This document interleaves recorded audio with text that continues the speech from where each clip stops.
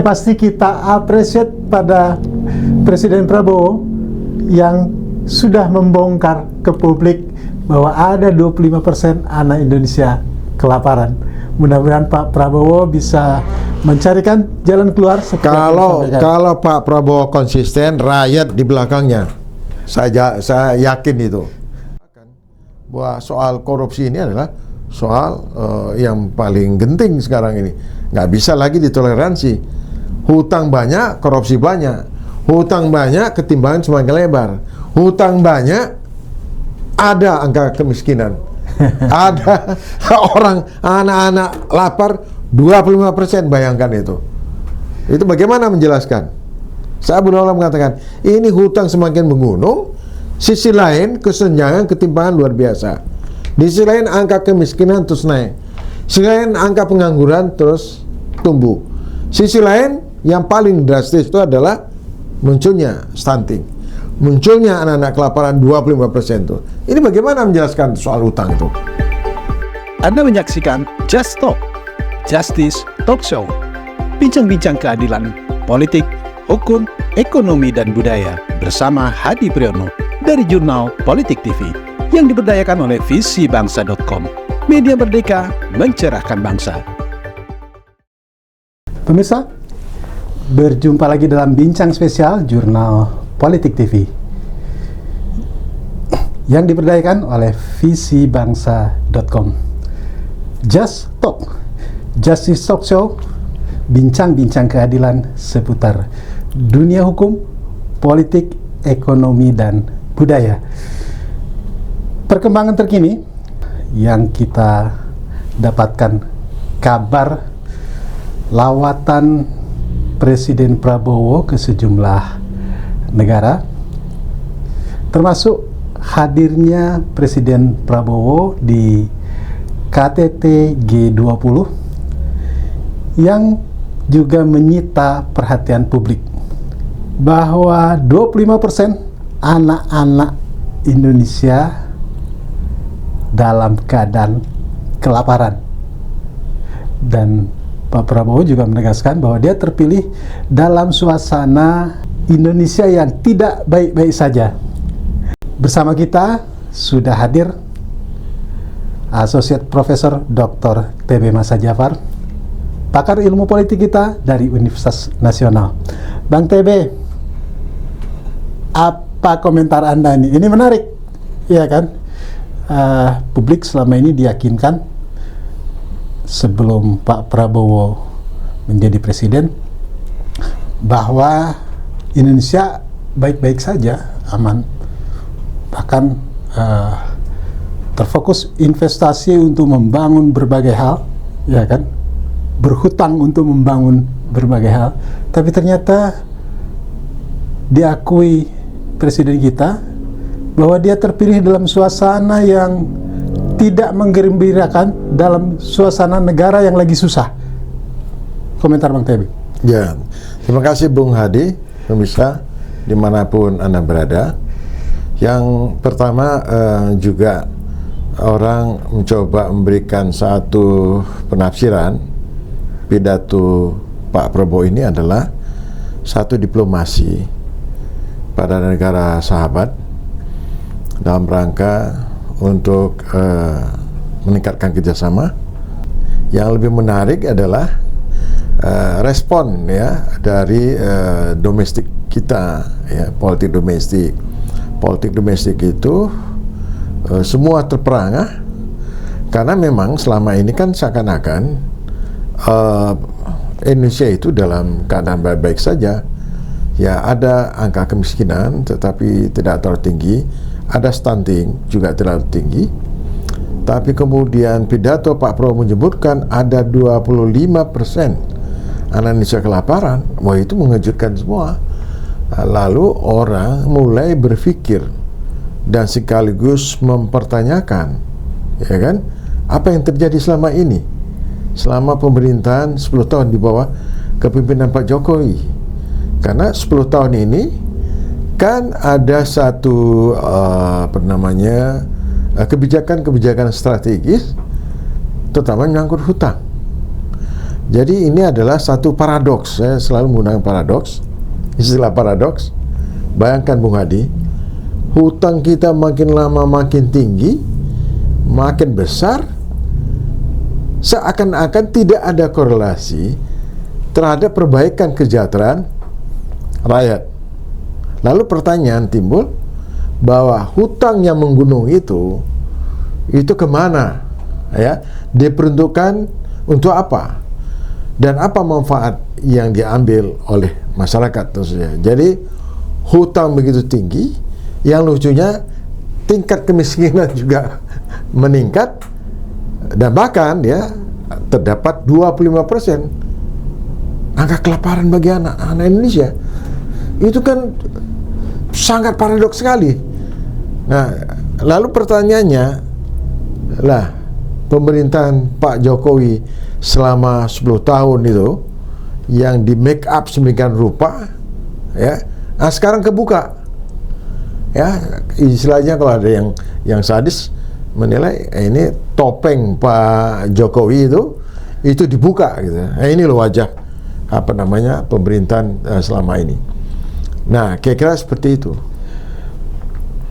Oleh karena itu, jika dikaitkan dengan program yang juga ini bagian dari kampanye Pak Prabowo sebelumnya, makan siang gratis untuk anak-anak itu, ini relevan ya, karena sesungguhnya ada 25% anak-anak kita yang kelaparan sebagaimana diungkapkan oleh Pak Prabowo. Ya mungkin kan data-data itu kan Pak Prabowo sudah mengetahui ya, mungkin dari laporan apakah Bappenas atau badan-badan non pemerintah ya, bahwa ini ada masalah yang sangat serius soal kelaparan gitu ya. Lalu Pak Prabowo itu mengangkat kepada isu kampanye, dan sebagian publik agak terheran juga. Apa urusannya dengan makan siang? Makan siang gratis itu sebagai satu program nasional. Ada apa gitu kan? Tapi kan tidak ada data yang muncul ya. Ya kita anggap ini satu satu kebijakan yang sedikit rada aneh gitu. Karena toh sebelumnya tidak terdengar bahwa ini ada gejala kelaparan bagi anak-anak tidak tanggung-tanggung, 25% loh. Ternyata janji kampanye bukan sekedar gimmick dari Pak Prabowo ya. Artinya mungkin Pak Prabowo sudah mengantisipasi dan sekarang dibuka ya, dinyatakan tanpa malu-malu. Dan satu hal yang saya appreciate, Pak Prabowo itu bersikap terbuka, transparan, tanpa pencitraan. Jujur dia. Jujur ya. Jadi supaya publik juga memberikan satu penilaian yang objektif, yang kemudian bisa memahami ya apa langkah-langkah Pak Prabowo ke depan gitu. Nah, 25% anak-anak kelaparan itu kan sesungguhnya ini kesalahan, sebutlah kesalahan kebijakan yang ditempuh pemerintah, kan begitu, ya kan? Nah, sementara yang namanya kebijakan pemerintah ini kan tak hanya dijalankan oleh Pak Jokowi sebagai presiden waktu itu, tapi juga kebijakan dilaksanakan oleh para menterinya, dan para menterinya sekarang juga masih tergabung di kabinetnya Pak Prabowo. Kira-kira Pak Prabowo bisa merubah, mengendalikan langkah-langkah para menterinya nggak nih? Ya, sebelum ke soal menteri ya, nah ini juga untuk ke depan. Jadi kalau kita lihat di situ kan ada peran Menteri Keuangan. Menteri Keuangan tahu betul ya berapa pinjaman hutang, ya berapa keuangan negara itu, lalu bagaimana membaginya, mengalokasikannya ke sektor-sektor, kan begitu. Nah, saya itu terkait dengan kementerian. Lalu di sini ada DPR, ya dengan komisi-komisinya itu, ya. Nah, jadi apa yang terjadi 10 tahun ini berarti ini kesalahan, istilahnya kesalahan objektif. Tetapi tetap saja yang bertanggung jawab itu adalah kepala pemerintahan Pak Jokowi ya. Itu menjadi catatan utamanya gitu loh. Nah, tadi menyambung pertanyaan Bung Hadi tadi, tentu saja kalau menurut pandangan saya apa yang seharusnya dilakukan Yang pertama tentu mencari sumber-sumber keuangan untuk mengatasi, ya, 25% cukup tinggi loh, ya. Sementara kemampuan keuangan kita itu tidak mungkin. Jadi harus ada pinjaman lunak atau apa. Itu satu. Tetapi kan muncul pertanyaan, loh, hutang kita itu sudah sangat tinggi gitu loh. Ada nggak jalan lain? Jalan lain apa? Masih banyak terbuka. Penggelapan pajak ekspor, ya, bidang pertambangan. Menurut laporan Faisal Basri itu ada berapa persen yang tidak masuk ke kas negara, ya. Itu satu. Itu bisa dilihat lagi data-data Pak Faisal itu bisa ditelusuri lagi. Jadi sektor mana aja yang bocor. Lalu kementerian mana yang juga menutup mata atas kebocoran itu. Nah, itu yang pertama. Yang kedua, Pak Prabowo harus semakin kencang lagi melakukan penghematan, ya, efisiensi pada semua lini, sehingga betul-betul anggaran tersedia itu bisa memperkecil biaya. Jadi jangan terburu-buru cari utangan ya. Ya, itu kan saya katakan ada beberapa. Jadi kalau yang mudah kan cari utang. Nah, tapi apa iya? Utang udah besar, masa mau utang lagi? Nah, ada jalan lain kan? Jalannya itu adalah menutup kebocoran-kebocoran. Kemudian bagaimana penyelenggaraan pemerintah, ya, yang efisien, gitu kan? Itu saya kira yang sangat mendesak. Dan itu terkait dengan penegakan hukum. Tanpa itu tidak bisa.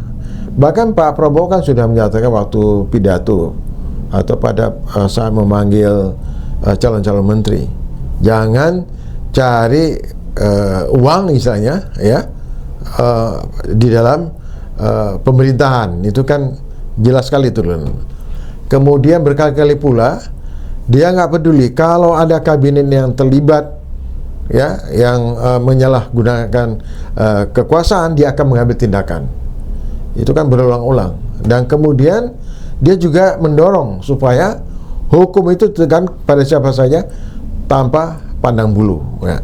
Nah, jadi statement Pak Prabowo itu sebenarnya sudah mengarah bagaimana pemerintah itu semakin efisien menutup anggaran yang bocor. Lalu dari sini itu bagaimana bisa menyelesaikan, ya, pekerjaan rumah 25 anak-anak yang kelaparan itu, gitu. 25% itu kan bukan angka yang sedikit ya. Bukan angka yang sedikit, dan itu ancamannya kita akan mempunyai satu generasi yang loss, ya. Itu nanti generasi yang yang kekurangan gizi, kemudian ya, generasi yang bodoh kan istilah itu kan. Lost generation yang diharapkan pada 20 tahun ke depan ini akan jadi pemimpin mereka ya. 25%.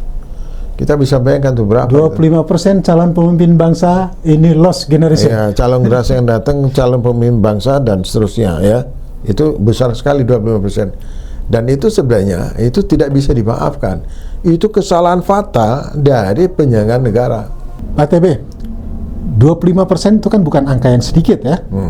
Dan terbukti pemerintah abai pada soal primer. Kita punya wakil rakyat, kenapa wakil rakyat selama ini bungkam misalnya? Menurut Anda, pertanggungjawaban para wakil rakyat ini seharusnya gimana nih? Ya, seharusnya wakil rakyat, apalagi kan hasil pemilihan legislatif yang baru, ya.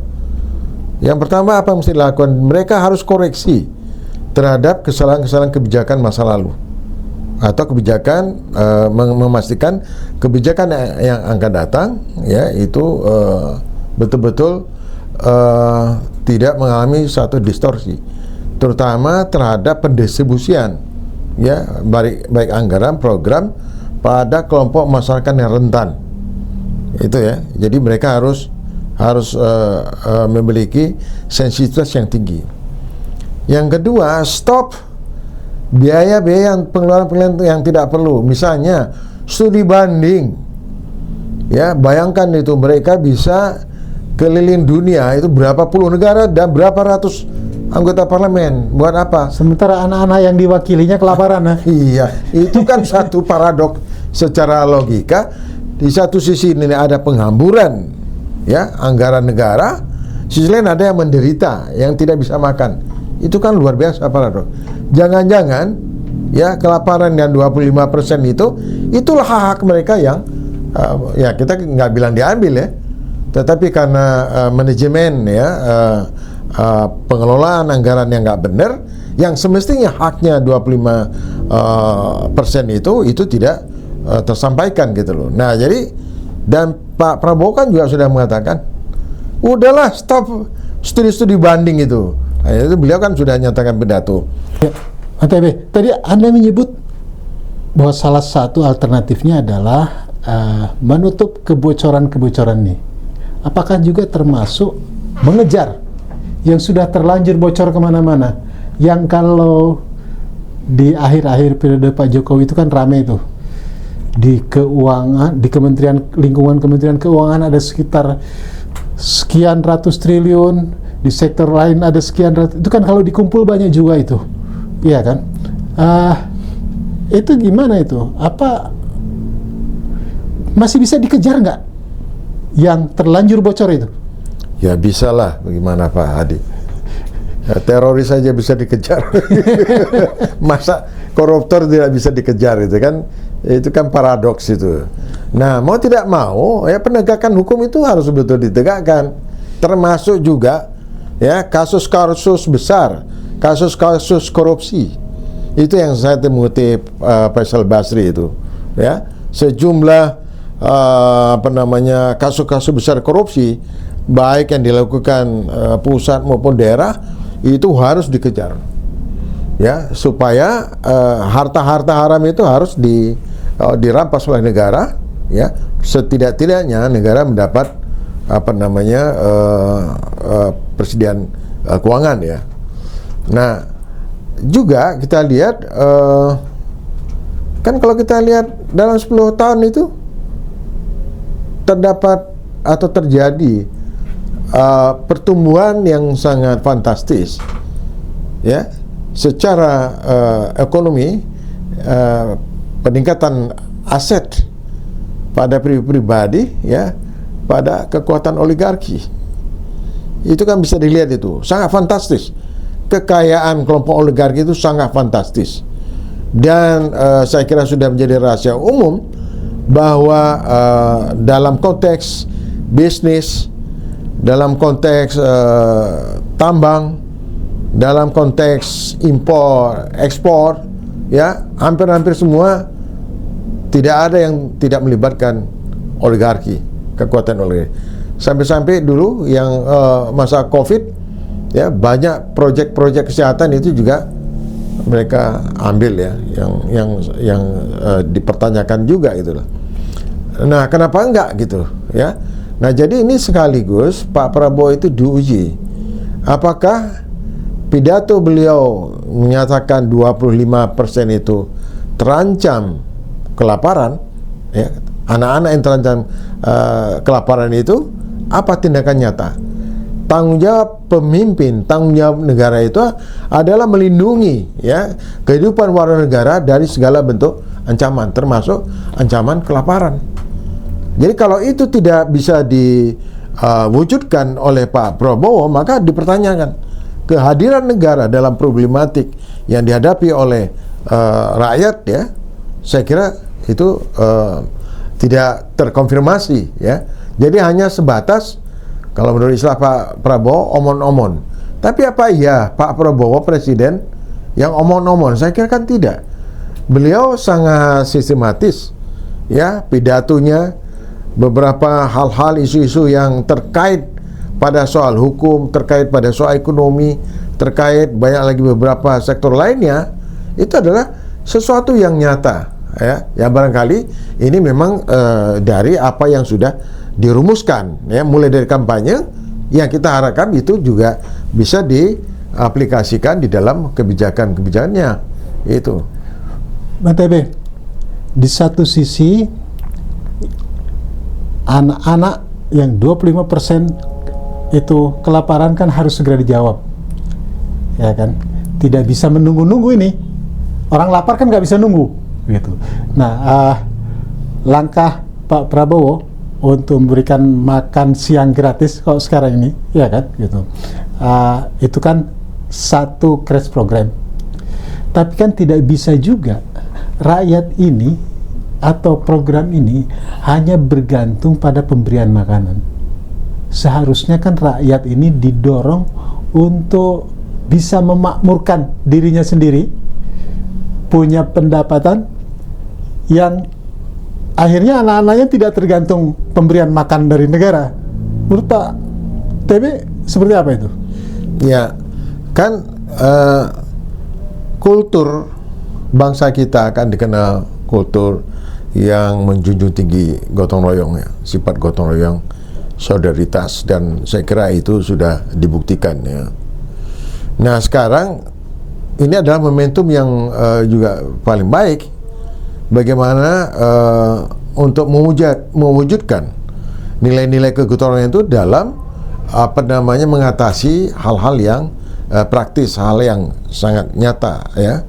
Nah, tidak salahnya misalkan Pak Prabowo menghimbau kepada warga Indonesia yang berkelimpahan hartanya juga mau menyisihkan untuk membantu yang 25%. Itu karena kalau kita lihat angka 20% yang sangat miris itu, ya, itu memang sebagian itu walaupun beban negara, ya, itu ada beban secara tanggung jawab sosial dari orang-orang yang berkelimpahan itu. Ada tanggung jawabnya itu. Tidak bisa menghindar, oh saya sudah bayar pajak. Bayar pajak pun dipertanyakan. Jujur nggak ngitungnya? Nah, jujur apa enggak? Tetapi kan ini bukan sudah menjadi rahasia umum bahwa ketimpangan sosial itu makin lama kan makin menganga, ya. Kan ada data-data statistik yang menunjukkan bahwa degradasi ekonomi selama 10 tahun ini luar biasa. Kelas menengah ini yang semakin parah, ya, mengalami penurunan standar kelayakan kehidupannya, gitu. Itu kelas menengah loh. Apalagi kelas bawah. Nah, yang paling aman itu adalah kelas atas. Nah, kalau saya ngomong itu saya tidak bermaksud untuk mempertentangkan, ya, kelas atas. Bukan pertentangan kelas ini, bukan ya? pertentangan kelas, itu jangan ditafsirkan begitu, ya.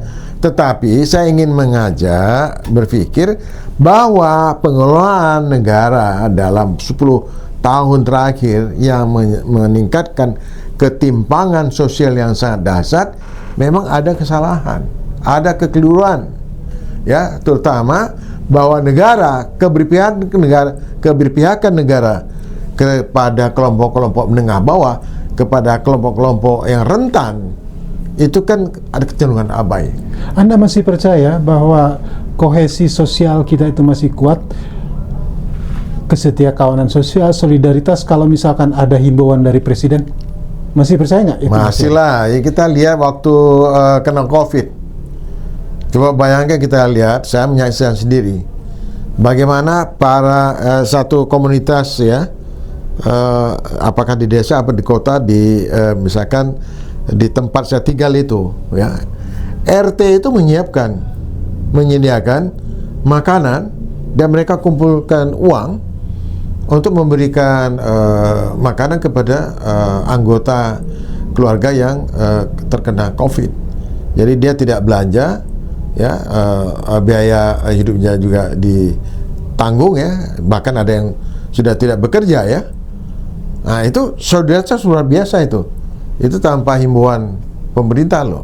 Nah, sekarang saya kira kalau pemerintah Prabowo menghimbau, mengajak untuk membangun solidaritas anak bangsa ini, saya kira bagus sekali, gitu.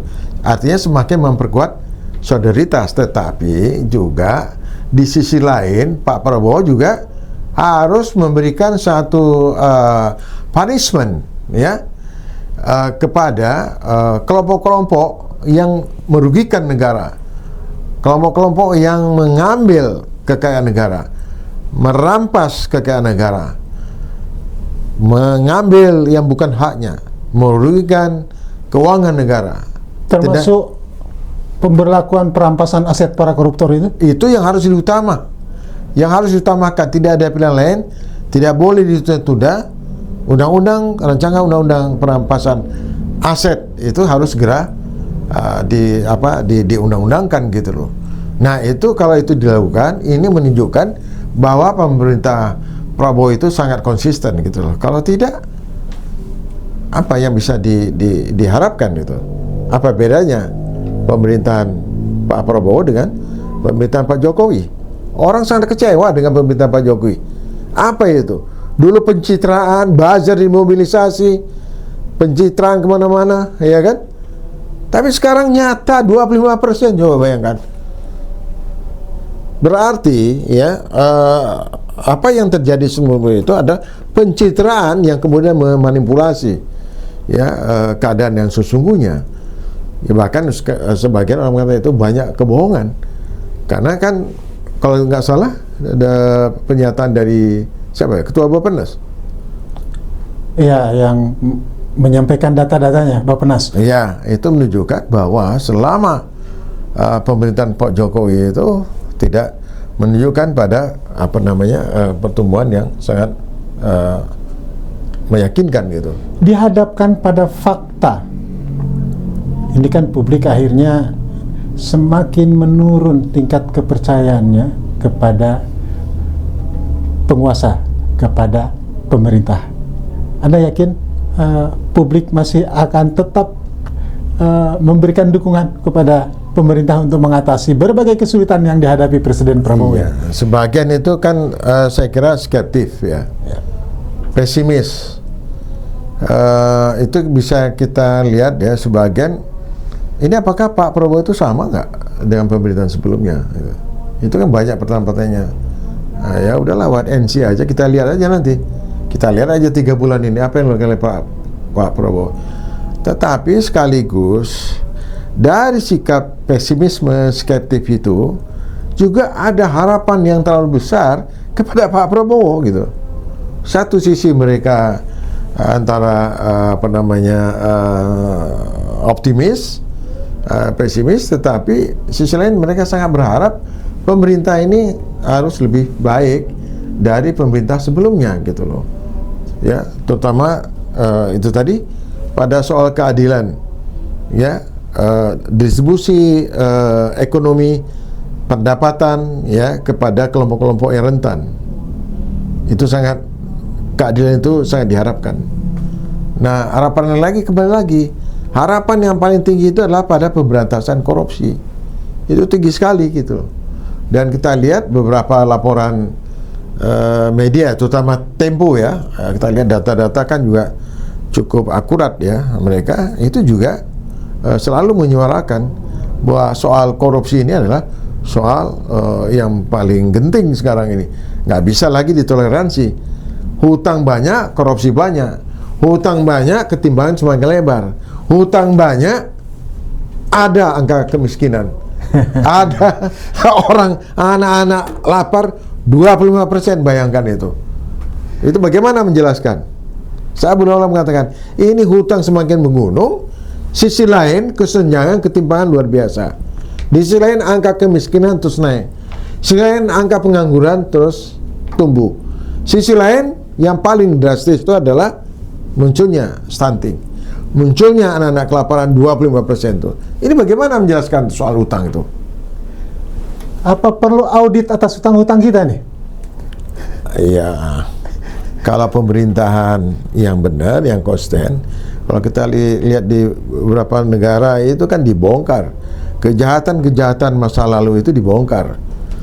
Apalagi kejahatan korupsi. Ya. Kalau kita ambil contoh Tiongkok itu kan nggak ada ampun itu. Ya, itu artinya kesadaran para pemimpin Tiongkok ya, yang kita anggap negara komunis itu, bahwa seorang pemimpin itu bertanggung jawab terhadap nasib rakyatnya. Jadi kekayaan negara, uang negara itu betul-betul diperuntukkan untuk kesejahteraan rakyatnya. Itu tanggung jawab. Tapi demikian kerasnya gitu loh. Itu karena rasa tanggung jawab itu, bahwa negara itu hadir. Baik, Bang TB, pamungkas ini dari diskusi kita, menurut Anda langkah yang harus dilakukan Pak Prabowo ini apakah langkah yang paralel atau satu persatu saja gitu? Sabarlah rakyat Indonesia, satu persatu kita atasi dulu kelaparan, atau seperti apa? Atau harus bersamaan paralel gitu? Ya, ini kan problem kita kan sudah sangat pelik, sudah sangat krusial gitu ya. Jadi mesti paralel, dia secara simultan. Tidak ada istilahnya ini dulu itu, enggak. Jadi semua itu berjalan secara simultan karena ini sudah kronis sekali. Dengan gitu. kunci law enforcement. Law enforcement. Itu. Jadi kuncinya itu. Kalau Pak Prabowo berhasil ya menegakkan hukum, law enforcement, itu nanti dia akan ikut ya implikasinya pada sektor lain. Kalau hukum sudah bekerja, ekonomi akan bergerak, ada kepastian, efisiensi dari segi anggaran, kebocoran tertutup, kemudian birokrasi itu akan lebih bersih, lebih clean, ya. Kemudian tidak ada satu kebijakan yang tidak akuntabel. Semua kebijakan-kebijakan strategis, apalagi itu menyerap anggaran yang besar dan juga menyangkut hajat hidup orang banyak, itu dengan sendirinya akan terurai. Tetapi kalau penegakan hukum ini gagal, maka ini beban negara ini semakin berat.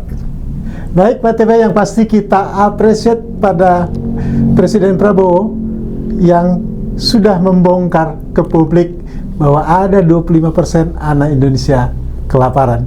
Mudah-mudahan Pak Prabowo bisa mencarikan jalan keluar. Kalau Pak Prabowo konsisten, rakyat di belakangnya, saya yakin itu yang diimpikan oleh rakyat. Saya kira itu Bung Hadi. Baik, terima kasih Bang TV. Pemirsa, nantikan telaah menarik lainnya hanya di Jurnal Politik TV yang diberdayakan oleh visibangsa.com, media merdeka mencerahkan bangsa.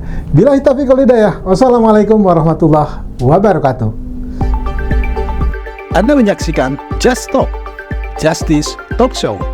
Bincang-bincang keadilan, politik, hukum, ekonomi, dan budaya bersama Hadi Priyono dari Jurnal Politik TV yang diberdayakan oleh visibangsa.com, media merdeka mencerahkan bangsa.